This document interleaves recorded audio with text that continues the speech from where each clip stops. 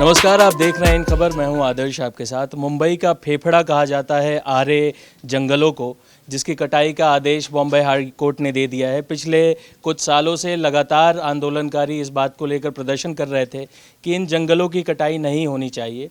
इसके बावजूद Bombay high court ने इसकी कटाई को मंजूरी दे दी है। अब वहाँ पर जो मुंबई मेट्रो बनेगी, उसकी रेल फैक्ट्री, उसके रेल कोच का वहाँ पे काम शुरू होगा। कल से इस पूरे घटनाक्रम में बहुत अपडेट्स देखने को मिले हैं। लगातार प्रदर्शनकारियों को डिटेन किया गया है, कईयों को हिरासत में लिया गया है, हिंसा का भी प्रयोग किया गया है पुलिस के द्वारा। और हाई कोर्ट की जो दिशा निर्देश थे, उनमें भी कई का पालन नहीं किया गया है, ऐसी बातें देखने में आई हैं। इस पूरे मुद्दे को लेकर हम बातचीत करेंगे। हमारे साथ विद्याशंकर तिवारी सर हैं और अतुल गुप्ता हैं, और हम ये जानने की कोशिश करेंगे कि क्या विकास का यही एक रास्ता हो सकता था कि हम आरे फॉरेस्ट की और 2500 से ज़्यादा पेड़ों की कटाई की बात हो रही है, उसके एवज में हम कब कितने पेड़ लगा पाएंगे। और 100 साल से पुराने वो पेड़ थे। उस जंगल के बारे में थोड़ी जानकारी आपको गूगल से भी मिल जाएगी। वहाँ पर आदिवासी जनजाति के लोग रहते हैं। वहाँ पर कई ऐसे पुराने वनस्पति और जीव जंतु हैं जिनका एक पूरा तंत्र है, और जिनकी कटाई से ये सारा कुछ नष्ट होने वाला है। तिवारी सर, सबसे पहले मैं आपसे जानना चाहूँगा, क्या दूसरा कोई रास्ता नहीं है कि हम विकास के लिए, एक तरफ तो मोदी जी यूएन में जाकर उन्होंने पर्यावरण पे इतनी अच्छी बातें की, दूसरी तरफ हम जो इंडिया का आर्थिक राजधानी जिसे कहते हैं, वहाँ इतने लोगों के प्रोटेस्ट के बावजूद पेड़ों की कटाई हो रही है, और कल रात से अभी तक में बताया जा रहा है कि लगभग वो पेड़ काट दिए गए हैं। हम छठी सातवीं में या पाँचवीं में पढ़ा करते थे कि विकास में विनाश के बीज निहित होते हैं। तब वो बात इतनी अच्छे से समझ में नहीं आती थी, लेकिन अब समझ में आ रही है कि विकास अपने साथ जो है बहुत सारी बुराइयों को लेकर चलता है, और वास्तव में विनाश का जो है बीज है उसमें। इस वाले मामले में मैं एक चीज़ देख कर मतलब ताजुब हो रहा है कि जैसे हाई कोर्ट का आदेश आता है, तुरंत उसके बाद कटाई शुरू हो जाती है, ऐसे मानो जैसे कि उसका इंतजार हो रहा था।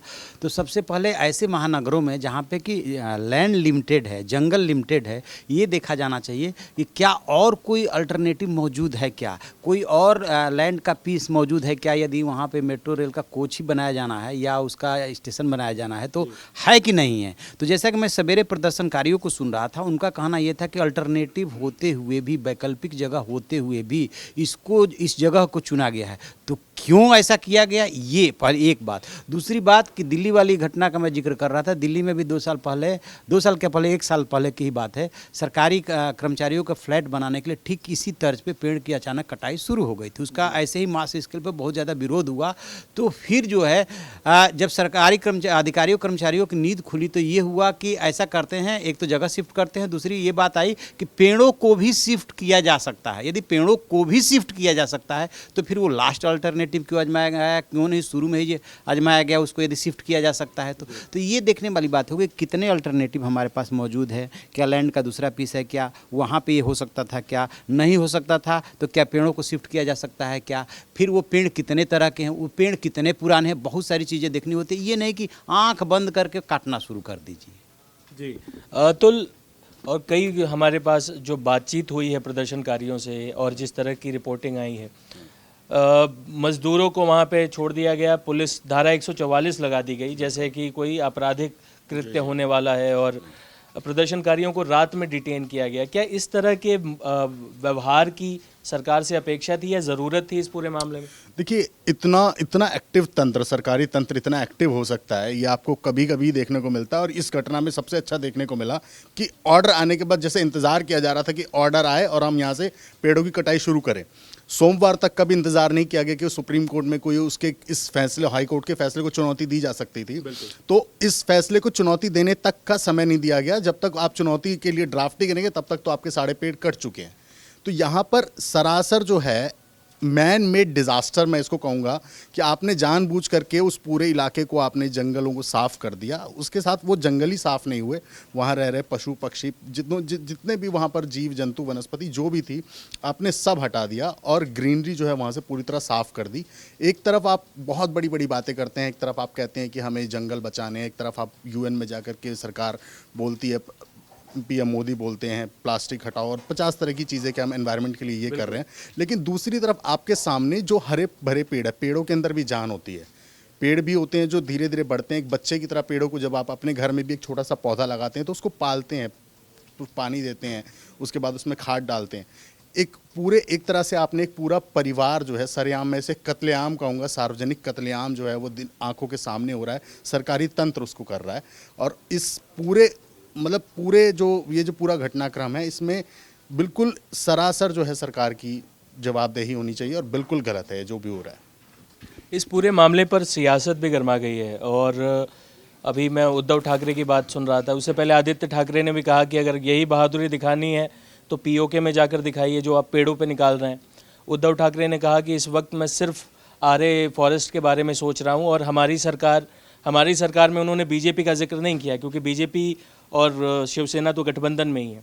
उन्होंने कहा आने वाली सरकार हमारी सरकार होगी और हम आरे के हत्यारों को तब गिन गिन के उनसे जवाब लेंगे। क्या ये सिर्फ एक सियासी दाव है या इस पर आगे राजनीति करवाएगी? नहीं, इसको मैं सिर्फ इसलिए सियासत मान रहा हूँ कि कोई उद्धव ठाकरे से और आदित्य ठाकरे से पूछे कि वो लड़ रहे हैं 150 सीट पे, आप लड़ रहे हो 124 सीट पे, तो सरकार किसकी बननी है? सरकार तो फिर वही बननी है। तो फिर कह रहे हो कि हमारी सरकार आएगी तो हम देखेंगे। जो अभी सरकार का शक्ल है मोर और लेस यही उस समय भी होगी, तो आप क्या देखोगे? फिर मुख्यमंत्री उन्हीं का होगा। तो सिवाय कि अभी जो चुनाव है और इसमें जो बहुसंख्यक लोग हैं जो विरोध कर रहे हैं उनके साथ खड़ा दिखना है, इसलिए ये बयान दिया जा रहा है। अदरवाइज तो सरकार, आप शिवसेना तो यहाँ केंद्र में भी तो शामिल है, प्रदेश में भी तो शामिल है, शिवसेना अपनी जिम्मेदारी से कैसे बच सकती है? तो इसका जो है इलेक्शन में पॉलिटिकल माइलेज लेने के अलावा और कुछ मुझे मोटो नहीं दिखता है। जी, सियासी नौटंकी कह सकते हैं इसे, क्योंकि जाहिर है आप भी स्टेक होल्डर हैं उस सत्ता के। मेरी बात हो रही थी एक सुशांत और कई उनके साथी हैं जो इस पूरे प्रोटेस्ट में शामिल हैं। उन लोगों का कहना है कि एक तो जो बात आप कह रहे थे कि पिटीशन को, इस अपील को दोबारा वो करते, शनिवार रविवार के बाद सोमवार को वो अपील करते, सुप्रीम कोर्ट में जाते। आज एक अर्जेंट पिटीशन डाली भी गई थी लेकिन उसका बॉम्बे हाई कोर्ट ने ये कह के खारिज कर दिया कि आप बॉम्बे हाई कोर्ट के मुख्य न्यायाधीश के पास जाइए। क्या ये लगता है कि सर ये वो जो जंगल की लड़ाई है और ज़मीन की लड़ाई है, इस दोनों लड़ाई में जंगल की लड़ाई हार गई और ज़मीन की लड़ाई जीत गई? क्योंकि मुंबई जैसे महानगर में जहां हम जानते हैं कि एक समंदर है और उस तरफ आप नहीं बढ़ा सकते हैं, लिमिटेड ज़मीन है, लिमिटेड लैंड है, ऐसे में उसकी कीमत भी बहुत है। सरकार ने जंगल के अपेक्षा ज़मीन को तवज्जो दी है, तो क्या वो सारी बातें जो हम पर्यावरण को लेकर सुनते हैं, हम एनवायरनमेंट को लेकर सुनते हैं, वैश्विक मंच हो या भारत में, कि अब सिर्फ नौटंकी ही है? वो एक चीज़ मुझे आदर्श लग रहा है कि एकदम से फौरी रिएक्शन देने के बजाय इसको तफसील से समझना होगा।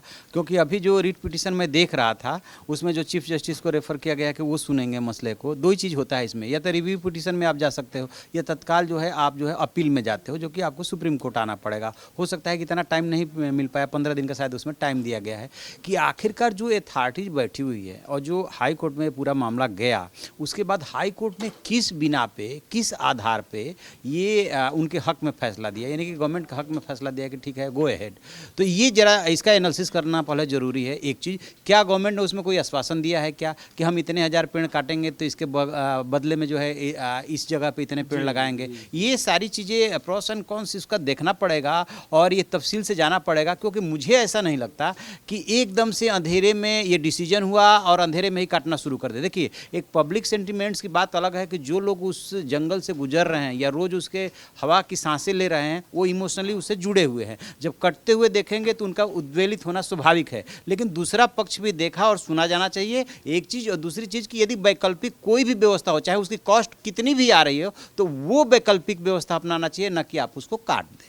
ये मेरा अपना मानना है। जल्दबाजी का, हड़बड़ी का फैसला लग रहा है आपको जिस तरह से एग्जीक्यूशन किया गया है? और क्या 21वीं सदी में जब हम ग्रीन रिवॉल्यूशन की तरफ बढ़ रहे हैं, हम ये भी सुन रहे हैं कि देश में आने वाले सालों में डीजल और पेट्रोल की गाड़ियां बंद करके इलेक्ट्रिक वाहन की तरफ हम जाएंगे, तो ऐसे में जो भी उसका तर्क हो, जो भी उसके लीगल जो भी इश्यूज हों, क्या एक देश के तौर पे हम मुंबई को पर पूरी दुनिया की नज़र रहती है? क्या एक अच्छा संदेश जा रहा है भारत को लेकर? जाहिर है, बिल्कुल एक संदेश ये जा रहा है कि हाँ, हमारी कथनी और करनी में अंतर है। आप कथन में कुछ और बोल रहे हैं लेकिन करनी में आपने ये दिख करके दिखाया कि आपने एक रात, एक झटके में, एक दिन के अंदर आपने हज़ारों पेड़ साफ कर दिए।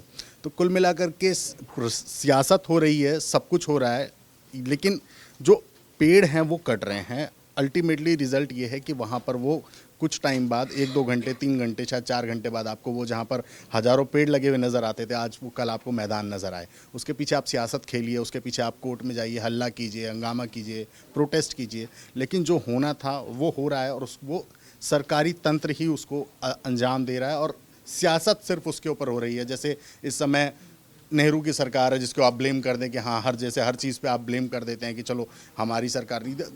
शिवसेना जो खुद पार्टी अलायंस है उस बीजेपी की, वो कह रही है हमारी सरकार आएगी तो हम उसको देखेंगे और उसको बख्शेंगे नहीं।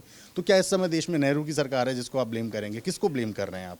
और किसको दिखाने की कोशिश कर रहे हैं कि आप उन लोगों के साथ हैं, प्रोटेस्टर्स के साथ हैं जो पेड़ों का बचाने के लिए खड़े हैं, लाठी डंडे खा रहे हैं। आपने 144 लगा रखे, जैसे आपने कितना बड़ा जुल्म कर दिया, कितनी आप पेड़ों को काटने के लिए, सिर्फ पेड़ों को वहाँ से हटाने के लिए 144 लगा रहे हैं।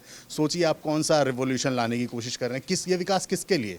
सवाल यही है ना कि विकास किसके लिए, किस कीमत पर आप इस विकास को ला रहे हैं? ये सबसे बड़ा सवाल है और हर आदमी को ये सवाल अपने अंदर से पूछना चाहिए जब वो पेड़ कट रहा है। आपको क्यों उस पेड़ की, मतलब जब आप उस मेट्रो में चढ़ेंगे तो आपको क्या अंदाज़ा होगा कि आप यहाँ पर कितनी बड़ी ग्रीनरी थी जिसे काट करके ये काम अंजाम दिया जा रहा है। सरकार को, इंसान को, हर आदमी को सोचना चाहिए जब वो पेड़ कट रहा है किसी वजह से भी। जी, एक सीरियाई कवि ने कविता लिखी थी जिसका भावार्थ कुछ यूँ था कि पेड़ की लकड़ी से काटकर एक कुल्हाड़ी बनती है और वही कुल्हाड़ी फिर पूरे जंगल का सफाया कर देती है। 1 लाख से अधिक लोगों ने 1 साल पहले पिटीशन डाला था। हाई कोर्ट ने अपने जजमेंट में उस पिटीशन का जिक्र भी किया है और कहा है कि हमने उस बात को कंसिडर किया है कि 1 लाख से अधिक लोग इस बात से असहमत थे। पेड़ों की अगर ज़ुबान होती, वो ज़िंदा होते हैं, यह भारतीय वैज्ञानिक सीवी रमन ने ही हमें बताया था। मगर अगर उनकी ज़ुबान होती और वो बोल पाते तो शायद हमें ऐसी चीखें सुनाई देती जिसके बाद हमें या तो हम बहरे हो जाते या अपना कान बंद करना होता। इस स्थिति में फ़िलहाल तो ये है कि मुंबई का जिसे फेफड़ा कहा जाता था, आरे फॉरेस्ट, अब वो कुल्हाड़ियों के हवाले हैं, मज़दूरों के हवाले हैं और अंधाधुंध कटाई हो रही है। इस पूरे मामले में आगे जो भी अपडेट आएगी उससे हम आपको वाकिफ़ कराते रहेंगे। आप देखते रहें इन खबर। धन्यवाद। इन खबर चैनल को सब्सक्राइब करें और बेल आइकन दबाना ना भूलें।